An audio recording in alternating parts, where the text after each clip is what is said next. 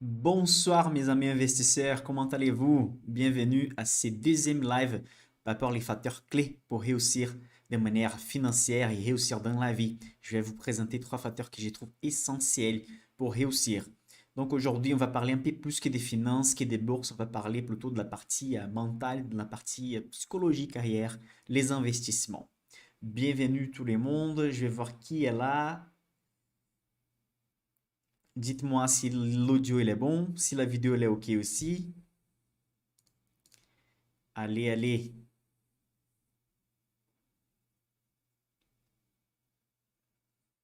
Je vais voir qui est dans les chats avant qu'on commence. Une petite minute pour que tout le monde puisse se connecter. N'oubliez pas de cliquer sur les configurations et mettre la qualité sur 720p minimum. Comme ça, vous allez voir les images de qualité. Sophie, merci. T'es officiellement quelqu'un qui vérifie l'audio et la vidéo avant qu'on commence. Bonsoir tout le monde, je vois Fabrice est là, Giuseppe, Jean-Marc, Thierry, Jessie, Sophie, Jean-Marc, Fabrice, Monsieur Belade, Dominique, Giuseppe, Baptiste, Enrico. Bonsoir tout le monde. Allez. Bon, aujourd'hui, c'est un sujet qui je vais traiter pour la première fois sur mes réseaux sociaux. C'est la partie plutôt, n'est pas très liée à la partie technique de la bourse. C'est plutôt une partie liée vraiment au niveau mentalité, comment ne pas tomber sur des biais liés à la richesse, qu'est-ce qu'il faut faire pour augmenter les revenus, même que ça soit difficile, mais quelles sont les possibilités? Est-ce que si on reste où on est maintenant, on va vraiment réussir à y arriver à nos objectifs financiers? Donc, on va traiter de ces sujets aujourd'hui. Donc, je passe à la présentation. Euh, on va commencer déjà avec une petite présentation. Si vous êtes abonné à ma chaîne, vous connaissez la chaîne Club des Valeurs. Bienvenue à ces nouveaux lives. Mais si vous tombez ici pour la première fois, bienvenue. Je m'appelle Michael Ravaneda. Je suis ingénieur, analyste financier. Je travaille en Europe depuis 2017. Je suis spécialiste sur les marchés des petites capitalisations européennes. Vous allez trouver un live par semaine, tous les mardis à 20h. Donc la grande majorité des vidéos resteront pas disponibles plus que 7 jours dans la chaîne. Donc dans la description de la vidéo, vous allez trouver un lien où vous pouvez vous abonner. Vous allez écrire votre email et vous allez recevoir la notification et les liens du live en avance, en avance les mardis à 20h. Ok? Donc n'oubliez pas que vous avez tous les liens dans la description de la vidéo. Ma chaîne principale est Club des Valeurs. Si vous n'êtes pas abonné encore là-bas, bon, allez là-bas si vous voulez trouver plus de 150 vidéos gratuites avec plein d'informations, d'investissements, des long terme. OK? Bon, il y a quelque chose en commun. J'ai déjà construit plus de 400 portefeuilles d'investissement. Si on somme les montants des 400 portefeuilles, ça donne plus de 16 millions alloués dans la bourse depuis les années que je travaille comme analyste financier. Euh, j'ai investi à titre personnel depuis 11 ans dans la bourse, dans les marchés boursiers. Dans cette plage d'étain, c'est compris les marchés brésiliens, donc un pays émergent, c'est compris la France, un pays développé parmi les plus riches du monde. On verra aujourd'hui si la population est si riche comme on dit que la France est là aujourd'hui. La création de des sociétés, j'ai fait une formation constante par rapport aux finances personnelles, par rapport à la bourse, la lecture, c'est quelque chose de constant dans ma vie. Et il y a des choses en commun parmi tout ce qui accélère leur réussite financière. Il y a quelques facteurs que j'ai trouvés parmi mes clients aussi. Qu'est-ce que les clients qui ont plus d'argent ont en commun? Quelles sont les difficultés de la majorité des clients? Donc après cette gestion du patrimoine et ces années dans les marchés financiers, j'ai pu constater quelque chose que des livres classiques disent aussi, mais je vais donner mon opinion par rapport aux sujets. OK? Est-ce que vous êtes prêts? Donc, je vais voir si vous êtes là dans les chats. Bonsoir tout le monde, Xavier, Franck, tout le monde qui est arrivé après, Jérôme. Allez, on va attaquer les sujets.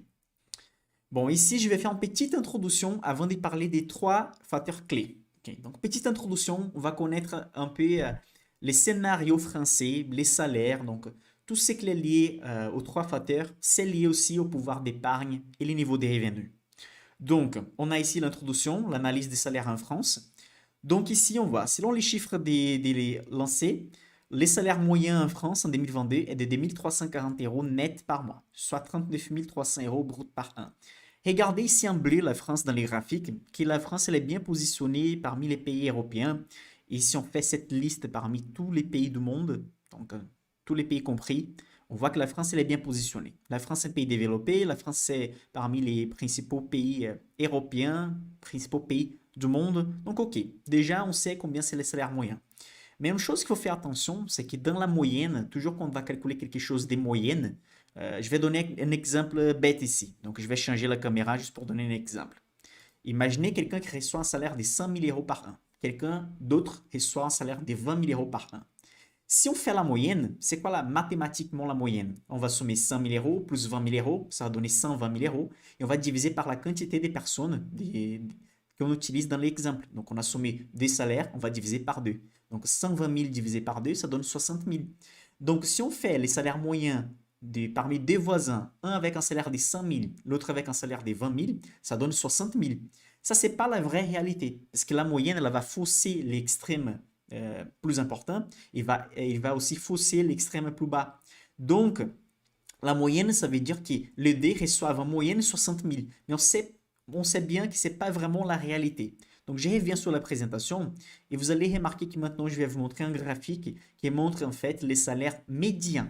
C'est quoi les salaires médians? Les salaires médians, ils montrent combien c'est la valeur à 50%. Ça veut dire que 50% des personnes reçoivent plus que ça et 50% des personnes reçoivent moins que ça dans la France. Okay? Donc, 50% des Français ont un revenu inférieur à 22 000 euros par an. Donc, ça nous montre en fait un chiffre un peu différent. On regarde la moyenne, ça donne 46. Mais si on regarde donc les revenus, c'est des 22 000 euros nets. Donc, évidemment que la différence des bruts est nette. Mais vous voyez qu'il y a une énorme différence une fois qu'on regarde ces chiffres-là. OK? Bon, ensuite, on a une autre chose qu'on peut remarquer, ce sont les cadres en France. Et ça, on peut généraliser dans la majorité des pays dans le monde. Les cadres ont un salaire beaucoup plus élevé que les autres professions, on va dire, que les autres salariés. Donc, on a ici les professions intermédiaires qui font des études aussi, des bac plus 3, bac plus 5, les employés, les ouvriers, l'ensemble. Donc, on voit que dans la moyenne, on a un salaire plus élevé pour ceux qui font l'université, ont des études techniques, etc. En 2018, les 10% des salariés mieux payés touchaient 44 000 euros net par an, c'est-à-dire presque 3 fois plus élevé que les 10% moins payés. Vous pouvez penser que c'est une différence extrême, mais ce n'est pas une différence extrême. Ça veut dire que dans la moyenne, si on prend les 10% plus pauvres de la France, entre guillemets, ils reçoivent 3 fois moins que les mieux payés. Et cette différence dans le monde entier, c'est très petite. Pour vous donner un ordre de grandeur, au Brésil, cette moyenne est restée historiquement entre 8 et 14. Donc, cette différence sur beaucoup d'autres pays, c'est énorme. En Europe, cette différence a la tendance d'être plus petite parce qu'en fait, on a moins d'inégalités, mais dans le monde entier, la inégalité est plus importante. Et aussi, il faut faire une différence importante aussi dans les concepts de pauvreté et inégalité. La principale chose qu'on doit combattre dans le monde, c'est la pauvreté. La pauvreté, ça tue les gens, ça fait du mal pour les peuples. Les pays ne peuvent pas se développer avec la pauvreté. La inégalité, on doit diminuer, mais ça va toujours exister. Il y a certains qui font juste les choix de ne pas faire des heures supplémentaires parmi des collègues qui ont les mêmes boulots, les mêmes niveaux de vie. Il y a des personnes qui simplement veulent être posées, des personnes qui sont accros au boulot parce qu'ils aiment beaucoup. Donc, il y a plein de scénarios qu'on ne va pas discuter ici, sinon on va rester coincé sur ces scénarios possibles. Mais par exemple, je vous donne un exemple extrême, on va juste pour comprendre les concepts. Au Burundi, des autres pays de l'Amérique du Sud, en Afrique, ils sont très égalitaires. Tout le monde est pauvre. Donc, si vous regardez les salaires moyens sur beaucoup des pays asiatiques, africains, de l'Amérique du Sud, les salaires moyens, ça va être très faible et tout le monde est pauvre. Donc, est-ce qu'on doit attaquer la inégalité? Est-ce qu'on doit faire ceux qui reçoivent plus dans les pays africains doivent recevoir moins? Ou on doit faire tout le monde recevoir plus? Donc, la première chose qu'on attaque, c'est la pauvreté. Et ensuite, on attaque la inégalité. C'est une différence qu'on doit faire attention. Toujours les journaux, toujours les choses qu'on voit sur les médias parlent d'inégalité parce que c'est beaucoup plus facile de trouver un mauvais et les bons, de trouver des personnages dans l'histoire. Mais assez souvent, c'est la pauvreté, c'est la variable qu'on doit attaquer d'abord. Et après, l'inégalité, évidemment, parce que l'inégalité cause des autres problèmes aussi. Bon, je reviens sur la présentation. Et je pense que vous avez bien compris donc que les études, les opportunités donnent plus de chances pour les gens de gagner plus d'argent. Ici, je vais vous montrer la capacité d'épargne des Français. Donc, vous voyez que les Français sont parmi ceux qui sont capables d'épargner plus à la fin du mois. Donc, les taux d'épargne en France, c'est d'environ entre 13 et 22% historiquement. Donc, les Français sont dans la moyenne des bons épargnants, mais les Français sont pas des grands investisseurs parce que la majorité de l'épargne des Français reste sur un compte sans être investi. OK? Est-ce que vous pensez qu'autour de vous, je vais savoir dans les chats ici, vous pensez que la majorité de vos amis, de la famille, la majorité des personnes investissent, même que ce soit dans l'immobilier, dans l'or, dans les métaux, dans la bourse, ou la majorité laisse l'argent dormir dans les comptes bancaires? Je vais savoir ici votre opinion ici, parce qu'on a 65 personnes ici, je pense qu'on va avoir une bonne échelle pour savoir si vous pensez que les gens investissent ou laissent l'argent dormir dans les comptes bancaires, dans les livrets A par exemple.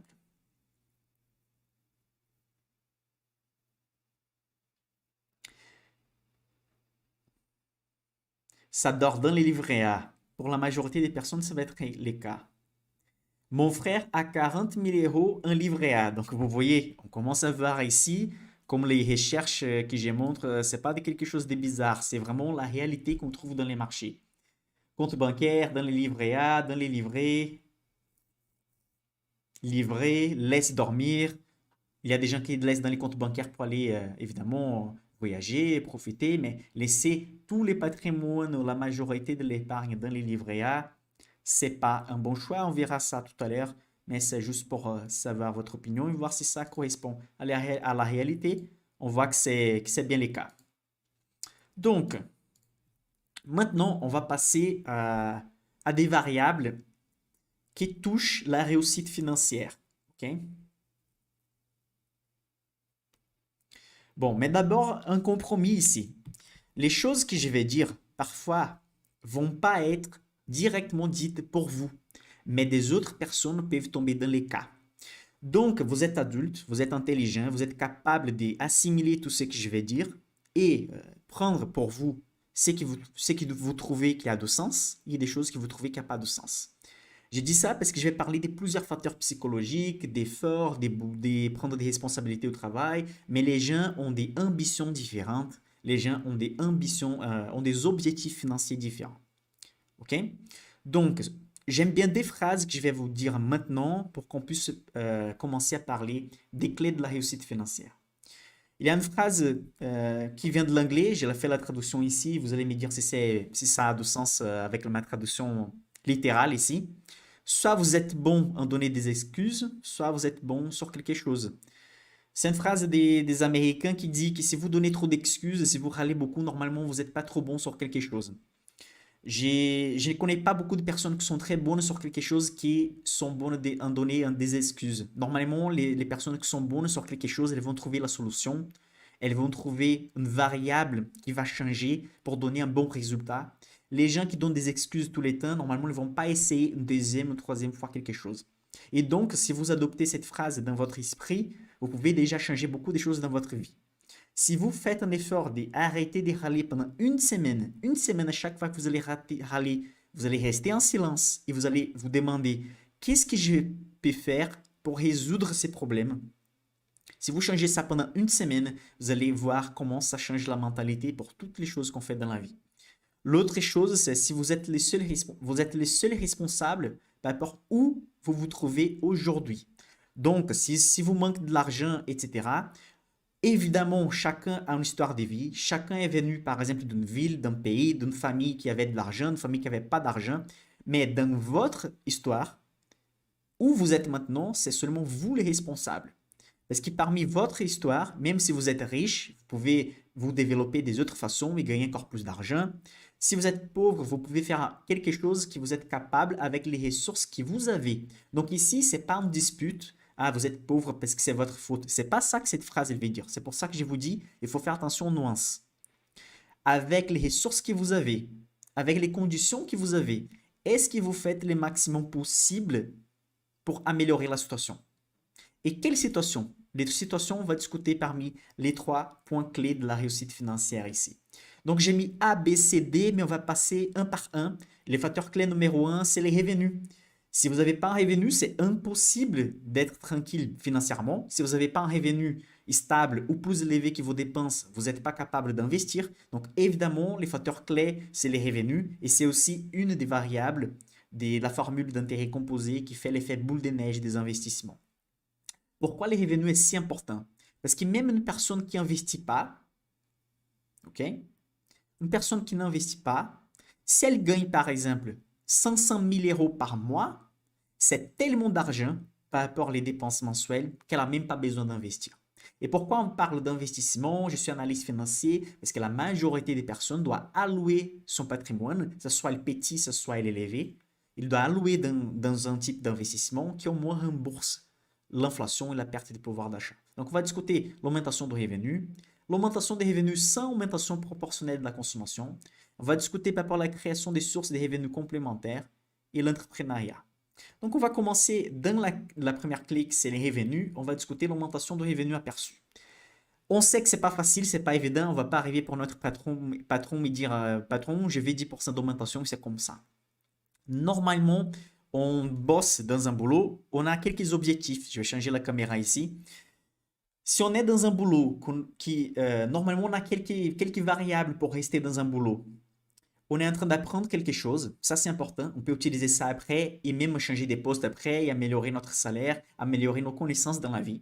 Donc, soit on est en train d'apprendre quelque chose, soit on est bien payé. Parfois, les deux choses ensemble, donc ça c'est parfait. Et on est bien payé pour ça. Soit vous avez besoin extrême d'argent maintenant, ça peut être le cas aussi, et donc n'importe les boulots, on doit rester dans les boulots. Mais si vous arrêtez d'apprendre sur un boulot et si vous n'êtes pas bien payé dans ces boulots, vous n'avez rien à faire dans ces boulots. Vous devez commencer à chercher un autre boulot le plus rapidement possible. Parce que si vous apprenez rien et le salaire n'est pas élevé, vous perdez votre temps en fait. Vous faites rien là-bas parce que vous apprenez pas, vous vous levez tous les matins pour aller faire quelque chose que vous apprenez rien. Et en plus de ça, vous n'avez pas assez de l'argent à côté pour pouvoir partir le plus tôt possible et faire un autre business, chercher un autre boulot, changer des villes, changer des missions, etc.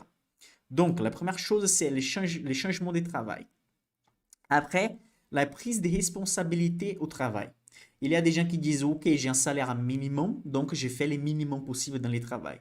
Mais si vous voulez vraiment monter les revenus par rapport à vos dépenses mensuelles, une autre possibilité, c'est la prise de responsabilité au travail. Avant d'être analyste financier, j'ai travaillé dans beaucoup de différents boulots avant de faire les études. Quand j'ai fait les études comme ingénieur, j'ai travaillé chez Renault, chez Elten, avant d'être indépendant. Et la prise de responsabilité, c'est quelque chose que j'ai pu percevoir, que beaucoup de mes collègues qui ont monté rapidement, ils prenaient la responsabilité. C'est celui qui vraiment veut résoudre les problèmes. Ça, c'est une façon facile aussi de se faire apercevoir dans votre travail. Et si vous prenez des responsabilités, vous apprenez les choses, vous demandez une augmentation et elle ne vient jamais, au moins proportionnelle à votre effort, donc aussi, vous êtes aussi responsable pour votre futur, vous pouvez commencer à chercher ailleurs. Vous devez trouver quelque chose qui vous valorise aussi. Des études liées à votre domaine d'activité, vous pouvez toujours améliorer votre domaine d'activité en sachant faire plus des choses. Vous avez vu que normalement les cadres, des gens qui font des études après ou pendant la profession ont une augmentation des salaires plus élevés que dans la moyenne du pays. Vous avez la possibilité de faire un changement de domaine d'activité si ce que vous faites ne vous passionne pas. Moi, j'ai fait 6 ans d'études d'ingénieur, un double diplôme à Rouen et au Brésil. Après, j'ai fait un master mobilité électrique à l'école des arts métiers, Paris Tech. J'ai travaillé chez Renault, etc., chez Elten. À la fin, j'ai décidé de faire un diplôme de plus et j'ai changé de domaine d'activité parce que c'est ça qui me passionne, c'est enseigner un peu ce que je sais pour les gens, de regarder les chiffres, les données, la mathématique, c'est ça qui me passionne. Donc, il n'est jamais trop tard pour changer un domaine d'activité. Vous êtes, par exemple, il y a des gens qui disent, ouais, mais par exemple, je suis professeur, ou je suis ingénieur, ou je suis infirmière. Est-ce que je vais perdre tout ce que j'ai fait jusqu'à aujourd'hui? Bon, si vous n'aimez pas ça, pourquoi vous allez rester le reste de la vie sur ça? Sur la langue française, c'est plutôt comme l'anglais, les verbes être, on peut utiliser pour des situations qui dans l'espagnol, dans le portugais, dans l'italien, je pense aussi, on peut utiliser des verbes pour les mêmes choses. On peut utiliser des mots différents pour dire, utiliser les verbes être. Et normalement, quand on va dire la profession, on dit je suis, ça semble que vous êtes pour le reste de la vie. Mais sur certaines langues, on dit pas comme ça. On dit je suis, ça veut dire je suis pour l'instant. Ça ne veut pas dire que c'est pour toujours. C'est une situation ponctuelle. Donc, changer un domaine d'activité si vous n'êtes pas intéressé sur ce que vous faites maintenant, ça peut être quelque chose d'intéressant aussi parce que ça va vous motiver pour aller gagner plus d'argent. Quelqu'un démotivé va travailler plus, va prendre plus de responsabilités et peut aussi augmenter les revenus. Donc, il y a aussi l'apprentissage des nouvelles langues, ça c'est important. Quand j'ai dit ici apprentissage des nouvelles langues, mais ça peut être des autres caractéristiques importantes pour votre profession aussi. En France, on sait que l'apprentissage des autres langues, c'est pas quelque chose très développé. C'est pas tout le monde qui parle en deuxième ou troisième langue. Si vous faites ça déjà, vous écartez de vos collègues et des autres concurrents dans la même profession. Tout ça pour dire, pour donner des pistes, des sujets que vous pouvez aller sur l'internet après et chercher un peu plus. Ces lives-là, c'est pas pour vous guider et dire si vous changez ça dans la vie, vous allez devenir riche. Ce sont des pistes que vous pouvez suivre pour augmenter votre revenu, changer votre style de vie, simplement être plus motivé pour vous réveiller chaque matin et aller travailler pour gagner de l'argent. Je vais savoir ici, avant d'échanger pour les sujets B, on va parler de l'augmentation des revenus sans augmentation proportionnelle des consommations. Qui ici a déjà changé de domaine d'activité? Qui ici a déjà fait des gros changements dans la vie? Et Mika a fait un très bon commentaire ici, je vais lire. C'est très compliqué de savoir ce qu'on veut faire une fois qu'on est jeune. On devrait nous informer plus à l'école pour les métiers qui existent ou les métiers à l'avenir. Je suis complètement d'accord avec toi, complètement d'accord. C'est même mon cas. J'ai changé après quelques années avec beaucoup d'années d'études. J'étais toujours quelqu'un qui avait la... Pour moi, c'était facile la mathématique, la physique, etc. Donc, j'ai travaillé comme ingénieur, je suis ingénieur, mais c'était pas quelque chose qui me passionnait vraiment. Donc, c'est compliqué, mais ce que vous devez faire, c'est d'essayer, essayer, commencer quelque chose. Si c'est pas bon, changer. Vous ne devez pas avoir peur de changer. Changer des pays, c'est mon cas aussi, hein. Changer des boulots, mais dans les mêmes domaines, très bien. J'ai démissionné, là c'est les risques, hein. Très bien. Il faut prendre des risques dans la vie. On n'a pas des, parfois on n'a pas des choix, sinon prendre des risques. Parfois, parfois on a beaucoup moins à perdre en faisant quelque chose de risqué que vous imaginez. Je suis biologiste et je suis en train de commencer un master en économie. Ah, Fabrice. Très bien, très bien. Des gros changements, félicitations. 19 ans militaire et converti en commercial. Très bien, Franck. Car pas d'évolution possible, Mika. Très bien. Professeur, musicien, designer. Je suis passionné d'électricien. Très bien, très bien. Donc, on voit ici qu'on a déjà beaucoup d'exemples des gens qui ont changé des domaines d'activité, ont changé des styles de vie aussi. Certaines professions, ça exige les changements des styles de vie. Donc, on continue avec l'augmentation. Là, je suis sûr que vous connaissez quelqu'un. Ah, je suis sûr que vous connaissez quelqu'un qui, à chaque fois qu'il gagne une augmentation ou chaque fois qu'il gagne plus d'argent, cette personne, elle dépense plus aussi. Donc, il faut faire attention. Si vous recevez un salaire de 10 000 euros, un cas extrême, et que vous dépensez 10 000 euros, vous êtes si pauvre comme quelqu'un qui reçoit 1000 euros et dépense 1000 euros. À la fin, les soldes est zéro. Si votre niveau de dépenses est si élevé comme votre salaire, j'ai une mauvaise nouvelle, peu importe votre profession et peu importe si vous êtes quelqu'un qui a un revenu, un salaire très élevé. Euh, il y a évidemment des nuances ici, hein. Une fois qu'on commence à recevoir des salaires plus élevés, on va se faire plaisir, hein. On va voyager, on va manger bien. La vie, elle est une seule opportunité. Et donc, on va profiter. Les problèmes, c'est quand quelqu'un commence à recevoir un salaire plus élevé et depuis les premiers mois, commence à dépenser comme s'il avait beaucoup plus d'argent. Une chose que vous pouvez faire, c'est en augmentation des 10% dans les salaires, vous augmentez votre style de vie des 3 à 4%. Vous avez une augmentation des 5%, maintenant vous êtes entrepreneur, vous changez complètement d'activité et donc vous doublez votre salaire. Augmentez 30-40% votre niveau de style de vie. Vous n'avez pas besoin, si vous arrivez, si vous vivez à 20 avec ce que vous, si, avec ce que vous avez, maintenant, avec ce que vous aviez, vous pouvez maintenant avoir beaucoup plus d'opportunités avec plus d'argent et simplement dépenser un peu moins à part les montants qui est disponibles. Donc, c'est seulement les compromis. Parce que si vous faites revenu moins les dépenses fixes, les dépenses variables, ce sont les dépenses que vous avez chaque mois, vous allez avoir un solde. Et c'est ce solde-là que vous allez investir. C'est cette épargne que vous allez investir pour rentabiliser et faire un effet levier de votre patrimoine. Donc, c'est quelque chose de très important de ne pas dépenser plus que vous avez à chaque mois. Un autre facteur, le facteur C, c'est la création des sources de revenus complémentaires. Vous pouvez enseigner quelque chose à quelqu'un, vous pouvez faire un job complémentaire, surtout si vous êtes jeune. Vous pouvez investir. La chaîne elle est dédiée à cette étape-là, hein, les investissements. Comment on va générer de la rente passive avec les investissements. Faire un effet boule de neige avec tout ce qu'on gagne. Vous pouvez toujours faire un peu plus si vous avez l'ambition pour les faire. Si vous voulez pas, si vous voulez rester avec le salaire que vous avez, si vous êtes content avec votre vie maintenant, c'est OK.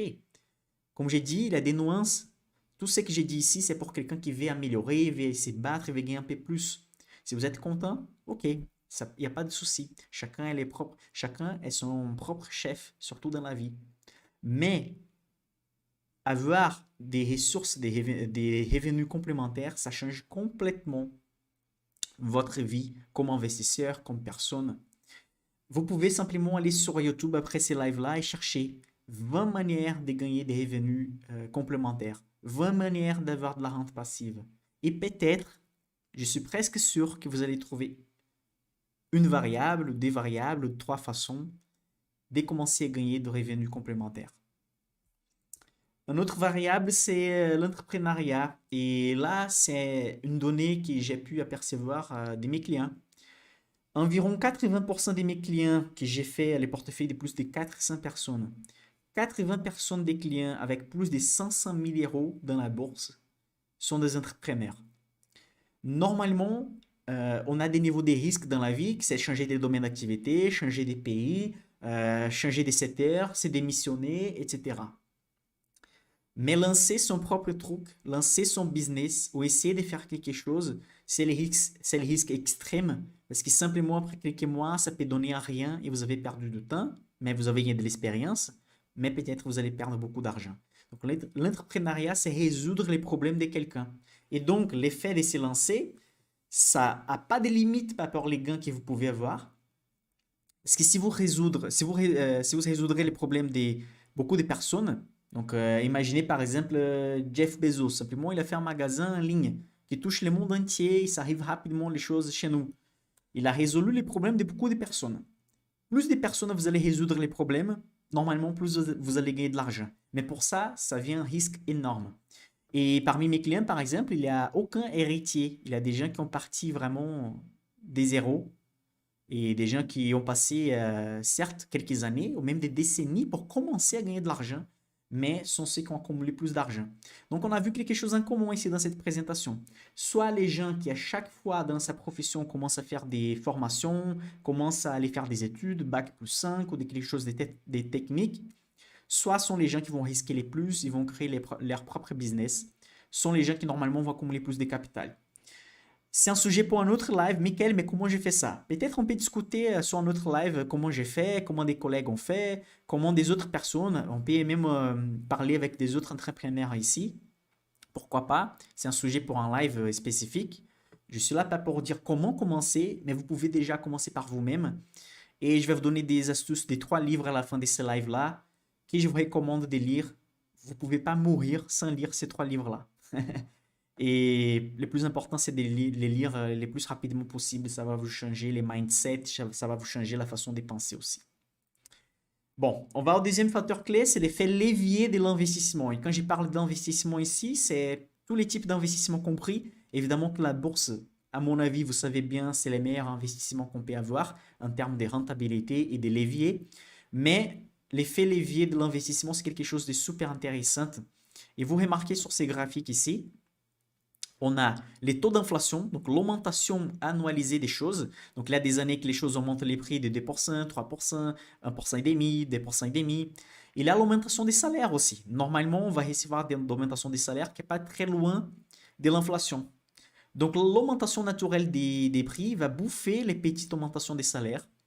Et votre épargne doit rentabiliser plus que l'inflation moyenne. Si l'argent que vous placez à côté ne rentabilise pas, vous êtes en train de jeter de l'argent par la fenêtre. Donc, les 40 000 il y a un collègue ici dans les chats qui a écrit qu'il y a quelqu'un dans la famille ou un collègue qui avait 40 000 euros qui dort dans les livrets A. Bon, quelqu'un qui a 40 000 euros qui dort dans les livrets A, il ne rentabilise pas ces montants-là. Et d'ici 5 ans ou 10 ans, les 40 000 euros vont continuer là-bas, mais il va pouvoir acheter beaucoup moins des choses parce que le pouvoir d'achat va diminuer. Ok? Donc, on sait très bien que certaines choses ont eu des augmentations des fous entre 2015 et 2022. Donc, surtout avec la pandémie qu'on a vécue en 2020, les choses ont augmenté, certaines choses ont augmenté énormément des prix. Donc, que ce soit lié à la nourriture, que ce soit des biens de consommation, l'augmentation est énorme et ça dépend de la ville où vous habitez, ça dépend de votre style de vie. Vous êtes encore plus impacté par l'augmentation des prix des choses. Donc, l'argent qui reste à côté, il ne va pas rentabiliser comme il faut. Donc, il faut trouver quelque chose qui rentabilise au moins comme l'inflation. Ici, c'est un graphique connu, j'ai déjà présenté des autres fois. Je vais vous montrer 3 graphiques rapidement que j'ai déjà présentés sur des autres lives. Ici, vous avez en France, entre 88 et 2018, quels sont les actifs qui ont mieux performé. Vous avez les actions avec des dividendes réinvestis, les actions sans dividendes réinvestis. Vous avez l'immobilier. Après, vous avez l'assurance vie, les CCAV. Et pourquoi j'ai mis un X rouge à côté? Parce que là, on regarde cette étude de 88 jusqu'à 2018, mais il faut savoir qu'à cette époque, des 88, les années 90, les débuts des années 2000, même les livrets A, ils rentabilisaient bien. À une certaine époque, les livrets A, ils payaient 4%, 5%, même 6% et demi. Aujourd'hui, les livrets A rentabilisent moins de 1% et l'inflation est plus élevée que 2%. Donc, même ces graphiques-là, elle est faussée. Ça veut dire que même la rentabilité du livret A, qui est plus importante que la hausse des prix, de l'or, qui est plus important que la hausse des prix, des SICAV monétaires, qui est plus importante que la hausse des prix, si on commence à investir sur ce type d'actifs aujourd'hui, on ne va pas rentabiliser comme il est montré ici. Actuellement, on n'a pas de choix, sinon investir sur l'immobilier, sur les actions et apprendre à investir sur des actifs qui rentabilisent les plus, parce que l'inflation elle est plus élevée et les choses qui étaient plus sûres avant, comme les livrets A, l'or et les SICAV monétaires, actuellement sont les choses moins sûres. Parce que si vous placez de l'argent dedans, vous êtes déjà perdant. À chaque année, l'inflation va bouffer l'argent que vous avez dans l'investissement. Ici, un graphique très connu pour de vous aussi. La rentabilité des actions depuis des siècles, donc on a une moyenne de 6,6% par an. Les trésors des pays, donc l'obligation 3,6%. Si on met l'immobilier ici, on va rester aussi d'environ à 3% dans les mondes entiers. C'est la rentabilité annualisée de l'immobilier, c'est d'environ 3% par an. Et vous avez dans les graphiques US dollars, vous avez qui dans des siècles d'histoire, 1 dollar est devenu en termes de pouvoir d'achat 5 centimes sur 2 siècles. Donc les gens qui n'investissent pas vraiment, elles sont folles.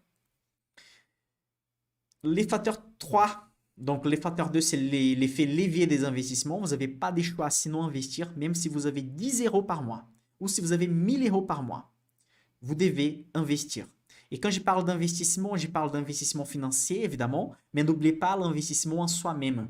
Les lectures, une nouvelle langue, vous former, aller à l'université à nouveau si besoin. L'investissement personnel, c'est ce qu'on appelle des capitales humains. Je vais changer la caméra ici rapidement.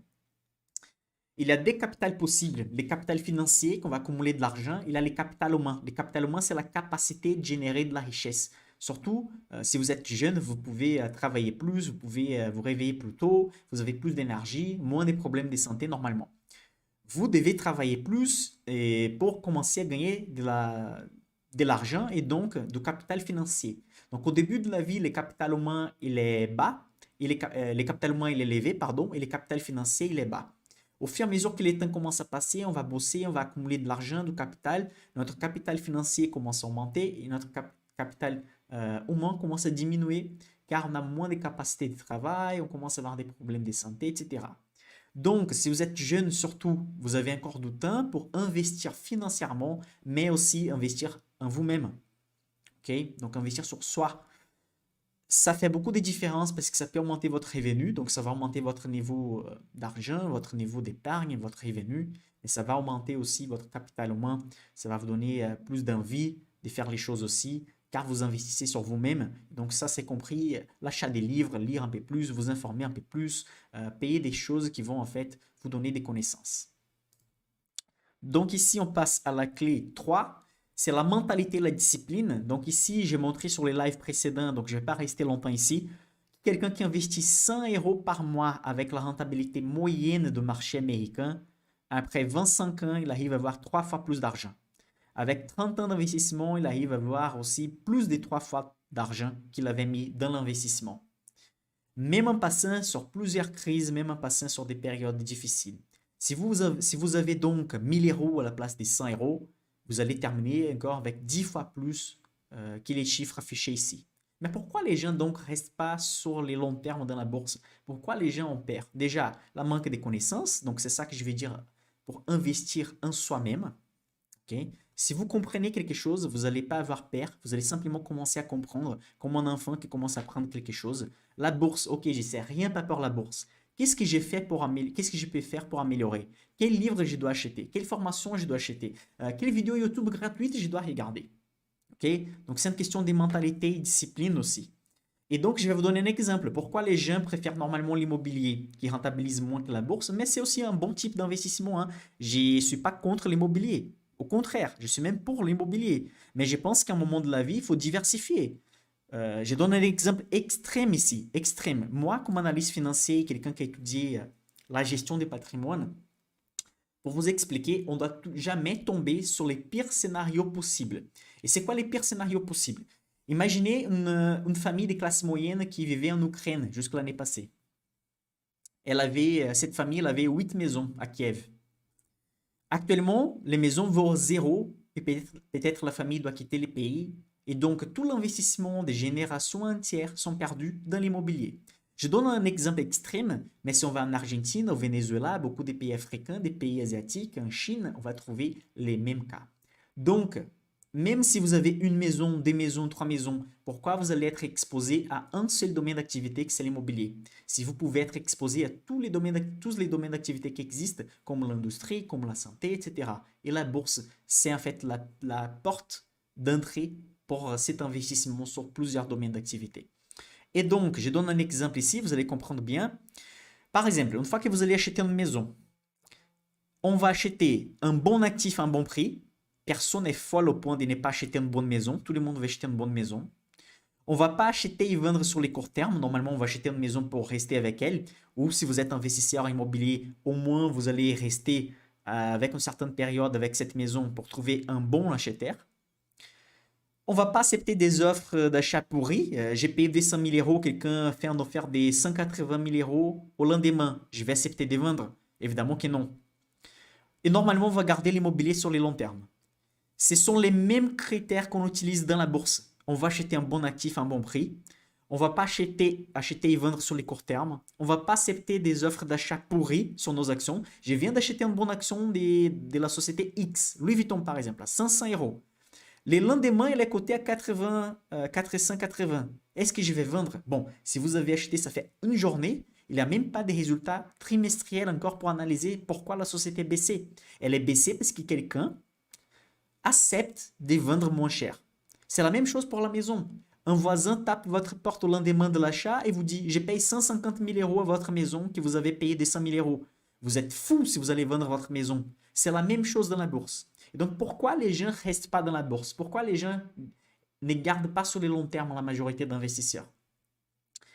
En fait, il y a un facteur psychologique, émotionnel lié. Parce que si on ouvre les courtiers tous les jours, on voit notre patrimoine bouger tous les jours. Pour la maison, les prix bougent tous les jours aussi. S'il y a une crise financière, les maisons vont valoir moins. S'il y a une crise qui va bénéficier de la hausse, les maisons vont valoir plus. Historiquement, les maisons, l'immobilier vont valoir chaque fois plus aussi. C'est un bon type d'investissement. Mais l'effet de ne pas avoir l'argent bouger fait mentalement quelque chose, ça laisse les gens plus à l'aise, ça fait quelque chose de bien. Et dans la bourse, beaucoup de gens restent anxieux avec les cours qui bougent. Mais la mentalité, c'est exactement la même chose. On devient partenaire d'une bonne société pour rester long terme avec cette société. Si mon voisin est en train de vendre l'action parce qu'il a peur de la baisse d'une journée, vous n'allez pas vendre votre action. Vous devez avoir une bonne excuse pour vendre. La société, elle n'est pas bien maintenant. La société, il y a trop de dettes. La société, elle n'a pas livré des bons résultats. Mais la volatilité, l'effet que les marchés bougent tous les temps, c'est jamais une bonne raison pour vendre une action. Si le marché mondial par complet tombe des 40%, c'est là que vous allez placer plus d'argent si vous avez un horizon si vous avez un horizon de long terme. C'est là que vous allez vraiment gagner de l'argent, comme pendant la crise de 2020 par exemple, où vous pouvez utiliser votre épargne pour acheter des bons business qui étaient presque donnés sur les marchés parce que des autres investisseurs paniquaient et vendaient des bonnes actions à un prix réduit. Bon, j'ai partagé ça sur Instagram un autre jour. Si vous ne me suivez pas sur Instagram, vous pouvez aller sur Club des Valeurs sur Instagram. J'ai partagé ça, excusez les fautes d'orthographe là, mais c'est plutôt l'interprétation de ça que je voulais répéter ici. J'ai reçu un message du type je ne vais pas être riche parce que je partage des choses des finances. Donc, quelqu'un des cons a partagé ça. Je ne vais pas être riche. Et, et je vais dire quelque chose pour vous. Je vais répéter exactement ce que j'avais dit. Si vous dites ça, désolé, mais vous avez tort. Et heureusement, vous pouvez changer d'idée. Je peux parier que quelqu'un qui dit je ne vais pas être riche, je peux parier que cette personne n'est pas riche. Et la famille ne peut pas compter sur cette personne non plus, si besoin. Peut-être certaines personnes vont penser qu'il pour être riche, il faut retirer de la richesse de notre personne. Mais ça, c'est pas vrai. La richesse peut être créée avec de la simple vente d'un service et produit que les personnes souhaitent volontairement l'avoir. Donc, les boulangers, il est en train de vendre de la baguette. Moi, je donne 1 euro. Je pense que la baguette vaut moins de 1 euro. C'est pour ça que je paye 1 euro. Les boulangers, ils pensent que 1 euro vaut plus que la baguette. C'est pour ça qu'ils l'acceptent. C'est une négociation entre deux parts. Beaucoup de professions sont créées, beaucoup de produits sont améliorés. Les choses ne sont pas en fait limitées dans le sens de créer un business et créer un service. Dans aucun scénario, être plus pauvre est meilleur qu'être plus riche. Car si vous ne voulez pas rester avec votre argent, vous pouvez le donner à ceux qui ont besoin. Donc même la personne qui dit « je ne vais pas être riche », mais écoutez, vous êtes une bonne personne. Si vous êtes une bonne personne, vous prenez tout l'argent que vous allez gagner dans votre vie et vous allez donner à ceux qui méritent ou à ceux qui vous jugez qui doivent avoir de l'argent. Si vous êtes une bonne personne, c'est justement vous qui devez gagner de l'argent. C'est justement vous qui devez être riche pour montrer comment un bon riche doit être. Donc ça, c'est une des croyances limitantes qui s'est discutée dans ce livre, Les secrets d'un esprit millionnaire. C'est de Harv Eker. C'est un livre vendu par des millions de copies, a été vendu de ces livres-là.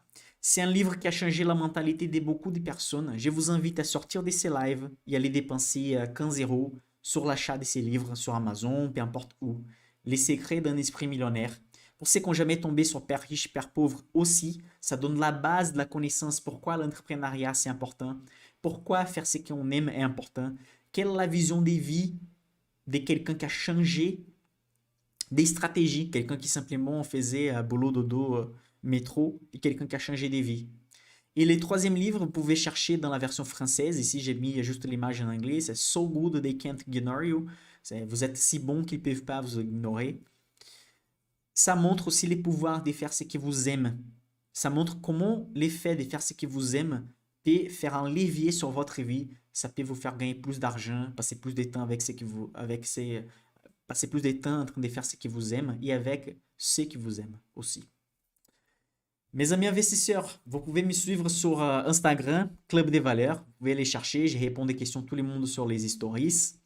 Vous avez les liens dans la description de la vidéo. Comme j'avais dit, ce ne sont pas toutes les vidéos de cette chaîne qui vont rester disponibles. Une fois qu'on va avoir quelques unités des vidéos, je vais commencer à enlever. Ça ne va pas rester. Ça va vous obliger d'être là à 20 h avec moi pour avoir une formation gratuite. C'est pas tout donné dans la vie.